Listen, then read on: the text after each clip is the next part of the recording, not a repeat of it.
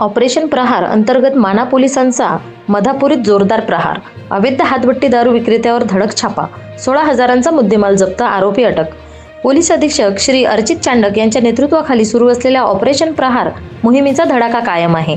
अवैध धंद्याचे समूळ उच्चाटन करण्याच्या उद्देशाने माना पोलिसांनी मधापुरी येथे अवैध हातभट्टी दारू विरोधात धडक कारवाई करत मोठा प्रहार केला आहे.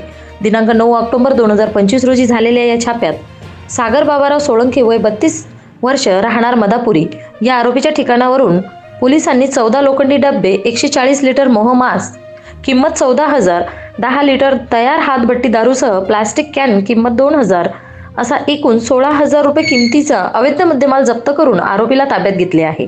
सदर प्रकरणी महाराष्ट्र दारूबंदी अधिनियमाखाली गुन्हा नोंदवण्यात आला असून पुढील तपास सुरू आहे. ही कारवाई पोलीस अधीक्षक श्री अर्चित चांडक, अप्पर पोलीस अधीक्षक श्री बदेली चंद्रकांत रेड्डी व उपविभागीय पोलीस अधिकारी सौ वैशाली मुळे यांच्या मार्गदर्शनाखाली ठाणेदार गणेश नावकर यांच्या नेतृत्वात हवालदार दीपक सोळंके, शिपाई निलेश देशमुख व पंकज वाघमारे यांनी केली. महाराष्ट्र न्यूज 1 साठी मुख्य संपादक इस्माईल शेख, प्रतिनिधी श्याम वळसकर, मूर्तिजापूर, जिल्हा अकोला.